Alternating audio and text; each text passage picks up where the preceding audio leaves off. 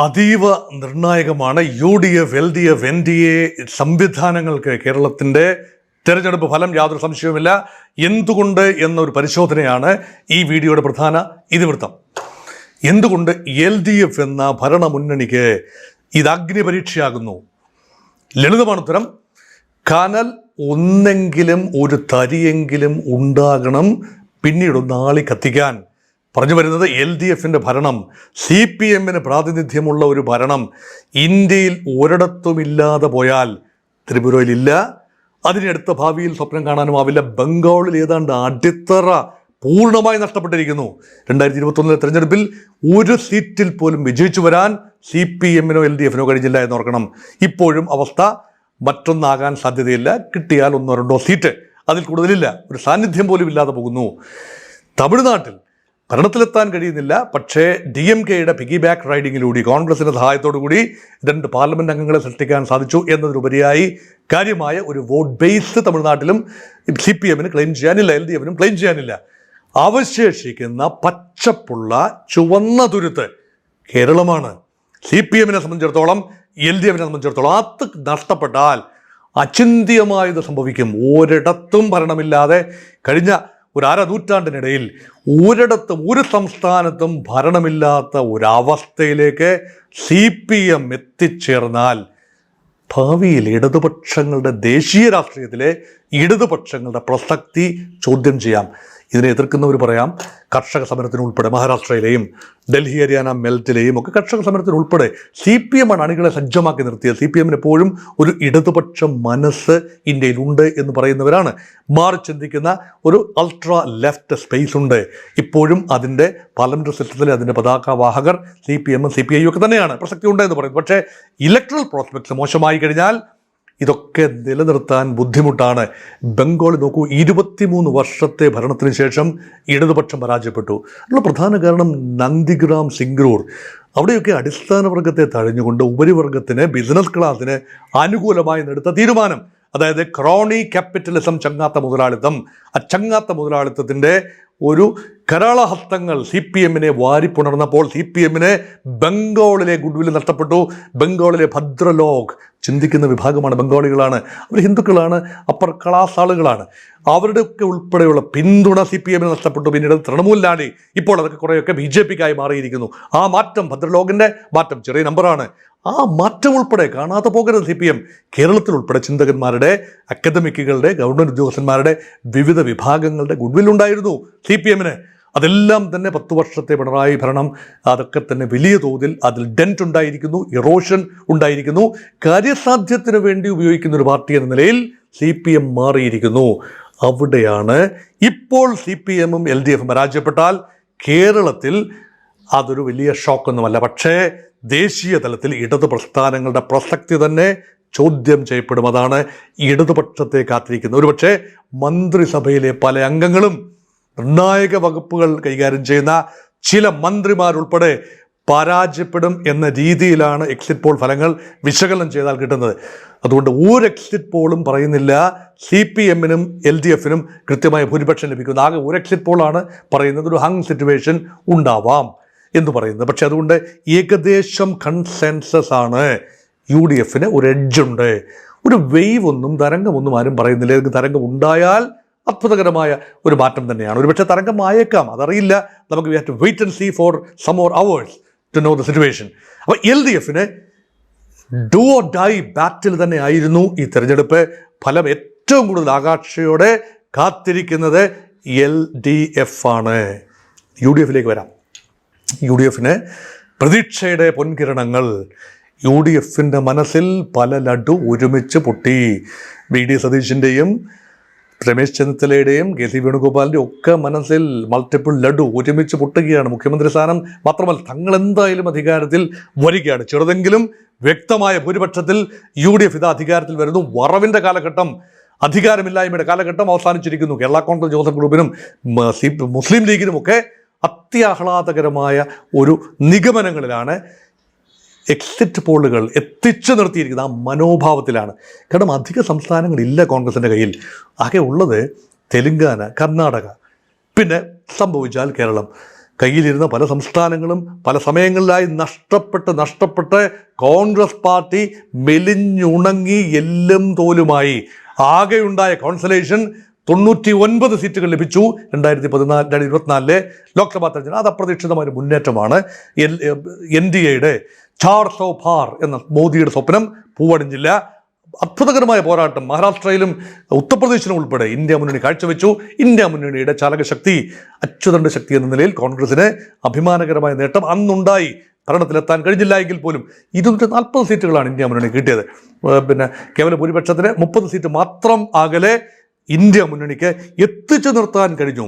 പക്ഷേ അതിനുശേഷം പിന്നീട് നടന്ന തെരഞ്ഞെടുപ്പുകളിൽ വളരെ മോശപ്പെട്ട ഹരിയാന, മറ്റ് സംസ്ഥാനങ്ങളൊക്കെ തന്നെ മോശപ്പെട്ട പ്രകടനമാണ് ഇന്ത്യ മുന്നണി കാഴ്ചവെച്ചത്. കോൺഗ്രസ് നിലം തൊട്ടിട്ടില്ല. കേരളമാണ് ഏറ്റവും അധികം ഇന്നത്തെ നിലയിൽ രാജ്യത്ത് ഏറ്റവും നല്ല കോൺഗ്രസിൻ്റെ മെഷീനറി വർക്ക് ചെയ്യുന്ന ഒരു സ്ഥലം കേരളമാണ്. അത് KC വേണുഗോപാൽ അത്യാവശ്യം പണമെത്തിക്കാൻ ശ്രമിക്കുന്നുണ്ട്.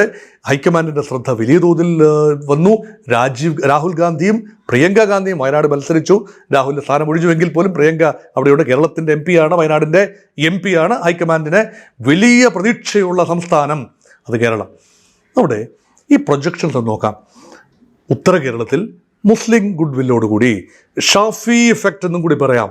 ഷാഫി പറമ്പിൽ വലിയ ഇതിഹാസ തുല്യമായ ഒരു നേട്ടത്തിലേക്ക് വരികയാണ്. കോൺഗ്രസ് പാർട്ടിക്കുള്ളിൽ വളരെ അക്സെപ്റ്റബിൾ ഒരു മുസ്ലിം ഫേസായി വരികയാണ് ഷാഫി പറമ്പിൽ. മലബാറിലൊക്കെ അങ്ങനെയാണ്. വലിയൊരു ഷാഫി തരംഗം കൂടി അവിടെ സംഭവിച്ചാൽ, കോഴിക്കോട് ജില്ലയ്ക്ക് UDF തൂത്തുവരുന്ന സംഭവം നടന്നാൽ അത് ഷാഫി തരംഗം എന്നുകൂടി, മുസ്ലിം ലീഗ് തരംഗം മാത്രമല്ല, മുസ്ലിം തരംഗം മാത്രമല്ല, ഷാഫി തരംഗം എന്നുകൂടി പറയേണ്ടി വരും. അതിനുള്ള സാധ്യത തള്ളിക്കളയാനാവില്ല. മധ്യകേരളത്തിൽ ക്രൈസ്തവ സമൂഹവും FCRI ഒക്കെ വന്നപ്പോൾ വലിയ തോതിലാണ് UDFിനോട് ഗാൽവനൈസ് ചെയ്ത് നിൽക്കുന്നത്. BJPയിലേക്ക് പോകാൻ സാധ്യതയുള്ള ഒരു ചെറിയ വിഭാഗം ക്രൈസ്തവ വോട്ടുകൾ കൂടി UDFിലേക്ക് തിരിച്ചു കൊണ്ടുവന്നു. അത് VD സതീശൻ്റെയൊക്കെ ശ്രമം അതിനകത്ത് ശ്ലാഘനീയമായ കാര്യമാണെന്ന് പലരും പറയാറുണ്ട്. കാരണം മാറി നിന്ന ക്രൈസ്തവ സമൂഹം പലപ്പോഴും ഈ UDF സംവിധാനത്തിൽ നിന്നും ലേശം അകലം പാലിച്ചു നിന്നു, നിഷ്പക്ഷമായൊക്കെ നിന്നു. മുസ്ലിം സമുദായം ഏറെ അകന്നുപോയി. LDFിൽ അവർ ആശ്വാസം കണ്ടെത്തിയിരുന്നു. 2000കളുടെ ആദ്യം മുതൽ ഇതുവരെ ഉണ്ടായിരുന്ന ഒരു ട്രെൻഡ് മാറി UDFിലേക്ക് അവർ ഇരച്ചെത്തുകയാണ് എന്ന ഒരു പൊതുവിശ്വാസമാണ്. അതാണ് മലബാറിലെ മുസ്ലിങ്ങളും മധ്യ കേരളത്തിലെ ക്രൈസ്തവരും. ഇവർ കോൺസ്റ്റിറ്റ്യൂട്ട് ചെയ്യുന്ന നമ്പറുണ്ട്. കേരളത്തിലെ ആകമാന ജനസംഖ്യയിൽ 27% മുസ്ലിംസാണ്, 18% ക്രൈസ്തവരാണ്, ബാക്കി 13% നായർ കമ്മ്യൂണിറ്റി, 14%, 27%-ഓളം ഈഴവ കമ്മ്യൂണിറ്റിയാണ്.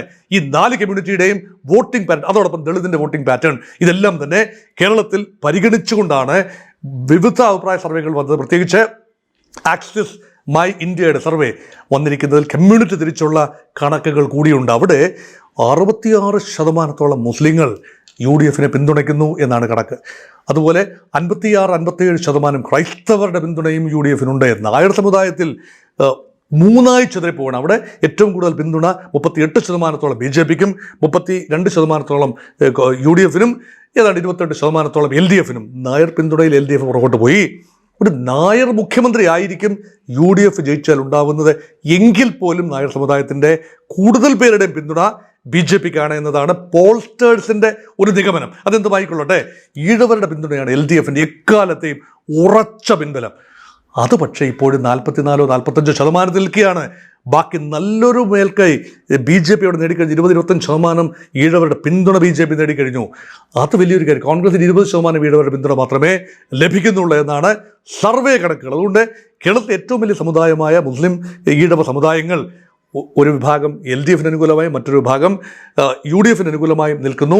നായർ സമുദായത്തിൻ്റെ ഒരു സിംഹഭാഗം എന്ന് പറയാനാവില്ലെങ്കിലും ഒരു മേൽക്കൈ BJPക്ക് അനുകൂലമായി നിൽക്കുന്നു. ഇങ്ങനെ നിൽക്കുന്നു. ദളിത് സമുദായത്തിൻ്റെ വോട്ടുകളുടെ നല്ലൊരു പങ്ക് LDFിലേക്കാണ്. 40-45% LDFിലേക്കാണ്. UDFിലേക്കും BJPയിലേക്കും ചെറിയൊരു ശതമാനം പോകുന്നു എന്നും കൂടി കാണുക. അതുകൊണ്ട് multiple and fractured kind of പിക്ചറാണ്. അവിടെ പ്രധാനപ്പെട്ട വിഭാഗങ്ങൾ UDFിലേക്ക് നീങ്ങുന്നു. ക്രിസ്ത്യൻ മുസ്ലിം കൺസോളിഡേഷൻ എന്ന വാക്ക് തന്നെയാണ്, ഏകീകരണം. അത് സംഭവിക്കുന്നു. ഇപ്പോൾ 60%, 66% എന്ന് പറഞ്ഞാലും ഏകീകരണം ആകണമെന്നില്ല. പക്ഷേ 66 എന്ന് പ്രൊജക്റ്റ് ചെയ്യുമ്പോഴും അതിൻ്റെ കറക്റ്റ് പ്രൊജക്ഷൻ വരുമ്പോൾ 75%-ഓളം എത്തി നിൽക്കാനുള്ള അങ്ങനെയാണ് തരംഗം വരുന്നത്. ഒരു മുസ്ലിം സമുദായത്തിൻ്റെ 75% എന്ന് പറഞ്ഞാൽ അത് വൻ തരംഗം തന്നെയാണ്. അങ്ങനെ വരാനുള്ള സാധ്യത, അതാണ് പ്രൊജക്ഷൻസ് എന്ന് പറയുന്നത്. ഒരു സ്വിങ് വരുമ്പോൾ ആ സ്വിങ് പിന്നീട് പ്രൊജക്ഷൻ, പിന്നീട് വലിയ വേവായിട്ട് മാറുന്ന പതിവാണ് പൊതുവേ പോൾസ്റ്റേഴ്സ് കാണുന്നത്. അപ്പോൾ ഈ പോൾസ്റ്റേഴ്സ് കാണുന്നില്ലത്, പക്ഷേ അതൊരു സേഫ് റേഞ്ചിൽ അവർ കളിക്കുകയാണ്.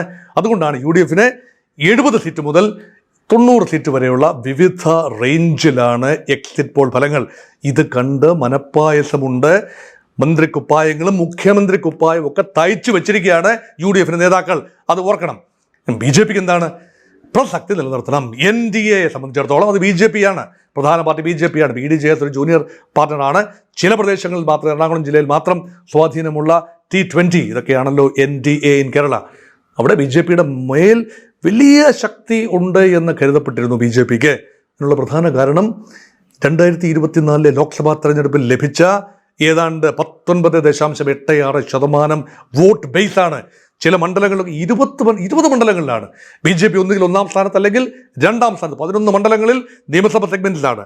ലോക്സഭാ തെരഞ്ഞെടുപ്പ് കണക്കനുസരിച്ച് 11 നിയമസഭാ സെഗ്മെന്റുകളിൽ BJP ഒന്നാം സ്ഥാനത്താണ്.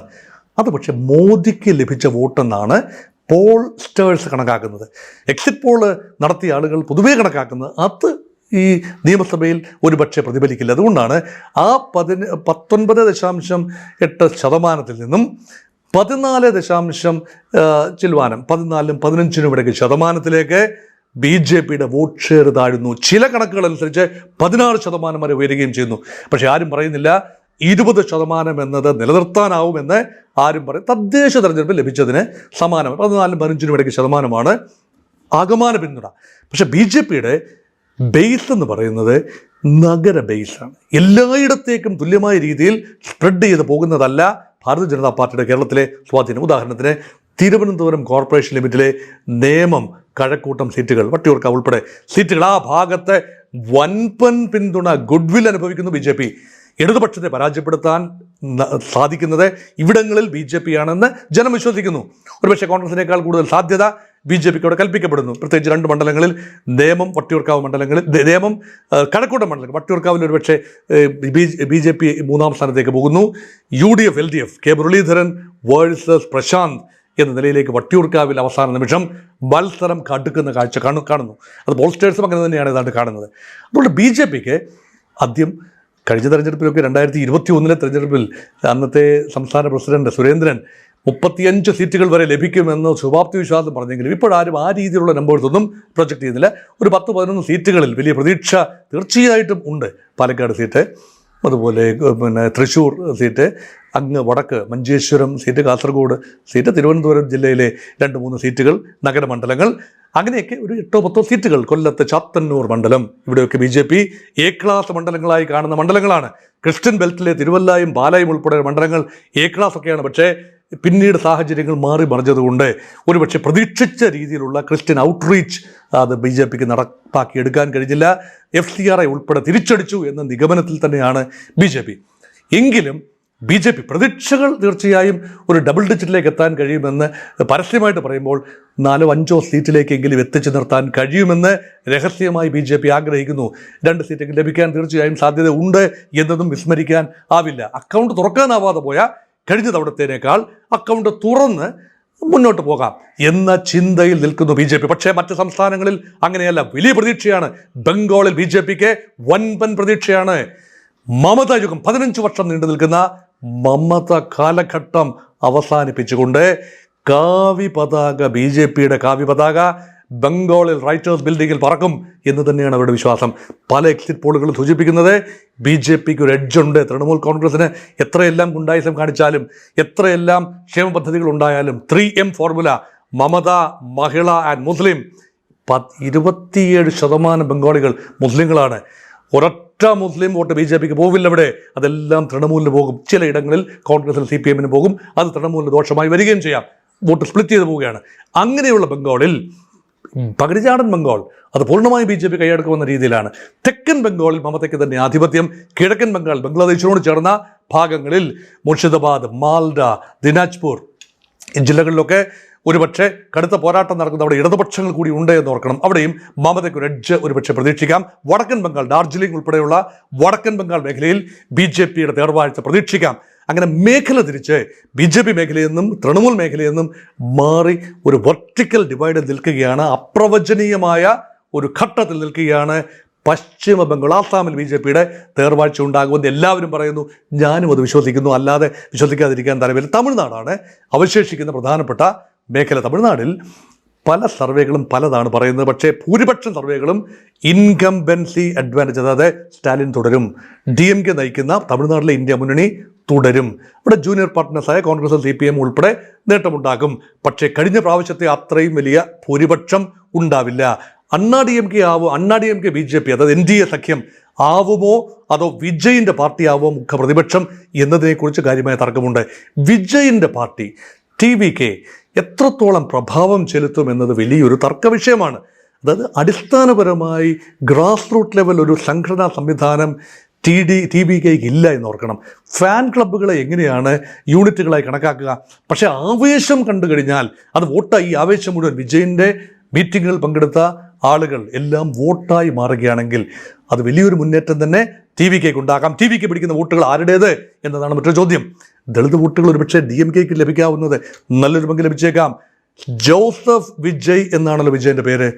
ക്രൈസ്തവ വോട്ടുകളുടെ മഹാഭൂരിപക്ഷം ഒരുപക്ഷെ DMKയ്ക്ക് ലഭിച്ചിരുന്നത്, കോൺഗ്രസിനും ഇടതുപക്ഷത്തിനും ലഭിച്ചിരുന്നത്, അതിൻ്റെ ഒരു നല്ല പങ്ക് TVKയിലേക്ക് പോയാൽ ദക്ഷിണ തമിഴ്നാട് പ്രദേശം, കന്യാകുമാരി, നാഗർകോവിൽ, തിരുനെൽവേലി, ആ മേഖലയിൽ TVKയ്ക്ക് അപ്രതീക്ഷിതമായ മുന്നേറ്റം ഉണ്ടാവുകയും DMKയ്ക്ക് ദോഷകരമായി ഭാവിക്കുകയും ചെയ്യാം. പക്ഷേ AIADMK BJP അലയൻസിന് ഒരുപക്ഷെ വലിയ നേട്ടം ഉണ്ടാക്കാൻ കഴിയില്ല. കാരണം ഈ പൗരത്വ ഭേദഗതി, അതുപോലെ ഈ പറയുന്ന ഡീലിമിറ്റേഷൻ ഓഫ് കോൺസ്റ്റിറ്റ്യുവൻസീസ്, നിയോജക മണ്ഡലങ്ങളുടെ എണ്ണത്തിൻ്റെ കാര്യം വരുമ്പോൾ തമിഴ്നാട് കാട്ടഗതിക്കുകയാണ്. ഹിന്ദി മേഖല സീറ്റ് കൊണ്ടുപോകുന്നു. പുനഃക്രമീകരിക്കപ്പെടുന്ന പാർലമെൻറ്റിൽ തമിഴ്നാടിൻ്റെ പർച്ചേസിംഗ് പവർ, ശക്തി, വിലപേശ ശക്തി കുറയുന്നു. അത് കേന്ദ്രവിരുദ്ധമായി BJP വിരുദ്ധമായി ഒക്കെ തന്നെ ആഞ്ഞടിക്കുമ്പോൾ വലിയ പ്രതീക്ഷ ഒരുപക്ഷെ ADMK BJP കമ്പൈന് തമിഴ്നാടിൽ വെച്ച് പുലർത്താനാവില്ല. പക്ഷേ ഇവിടെയും ADMKയ്ക്ക് ഏതെങ്കിലും TVK ഫാക്ടർ കൊണ്ട് ADMKയ്ക്ക് ഇൻഡയറക്ട്ലി ഒരു ബെനിഫിറ്റ് ഉണ്ടാകുമോ എന്നുകൂടി അറിയേണ്ടതുണ്ട്. അതുകൊണ്ട് പലരും ഒരു ഹങ് സിറ്റുവേഷൻ പറയുന്നു. പക്ഷേ DMKയ്ക്ക് ഭൂരിപക്ഷം ലഭിക്കും, ഇന്ത്യ മുന്നണിക്ക് തമിഴ്നാട് നിലനിർത്താൻ കഴിയുമെന്ന രീതിയിലാണ് റിപ്പോർട്ടുകൾ. അങ്ങനെ ഒരു സമഗ്രമായ രാഷ്ട്രീയ ചിത്രം, ഭാരതത്തിൻ്റെ ഒരു സമഗ്രമായ രാഷ്ട്രീയ ചിത്രം, കേരളത്തിനെ ഞാൻ ആദ്യം പറഞ്ഞു കഴിഞ്ഞു. രാഷ്ട്രീയ ചിത്രത്തിൽ എല്ലാവർക്കും ആശ്വസിക്കാൻ ചില വകകൾ അവശേഷിപ്പിച്ചുകൊണ്ട് തന്നെയാണ് പോകുന്നത്. അതേപോലെ തന്നെ എല്ലാവർക്കും ഇത് അഭിമാന പോരാട്ടമാണ്. എത്താത്ത കോർണറുകളിൽ മാറാത്തത് മാറുമെന്ന് BJP പറയുമ്പോൾ ബംഗാളിലെ മാറാത്ത മമത മാറും എന്നാണോ? കേരളത്തിലെ മാറാത്ത UDF LDF മാറുമെന്ന് പറയുന്നത് വിശ്വസിക്കാനാവില്ല. UDF മാറിയാൽ LDF മാറിയാൽ UDF, അത് തുടരുന്നു. തമിഴ്നാട്ടിൽ മാറുമെന്ന പ്രതീക്ഷ ഒരുപക്ഷെ അസ്ഥാനത്തായേക്കാം. ആസാമിൽ ഒന്നും മാറാറില്ല, BJP തന്നെയാണ്, അത് മുന്നോട്ട് പോവുകയും ചെയ്യും. ആ രീതിയിൽ ഒരു വ്യത്യസ്തമായ ചിത്രമാണ് രാജ്യത്തിൻ്റെ വിവിധ ഭാഗങ്ങൾ. പോണ്ടിച്ചേരിയിൽ BJPക്ക് ഒരു NR കോൺഗ്രസ് BJP സഖ്യത്തിന് ഒരു മേൽക്കൈയുണ്ട് എന്ന നിഗമനം. അപ്പം അങ്ങനെ വരുമ്പോൾ എല്ലാവർക്കും ആശ്വസിക്കാനും എന്നാൽ നിലനിൽപ്പിന് വേണ്ടി പോരാടുന്ന കക്ഷികൾക്ക് അതിനുവേണ്ടി ശ്രമിക്കാനും ഒക്കെയുള്ള അവസരം, വിൻഡോ തുറന്നിട്ടുകൊണ്ടാണ് അടുത്ത ഏതാനും മണിക്കൂറുകൾക്കുള്ളിൽ തന്നെ ഫലങ്ങൾ നിങ്ങളുടെ മുമ്പിൽ പ്രത്യക്ഷപ്പെടാൻ പോകുന്നത്. Thank you.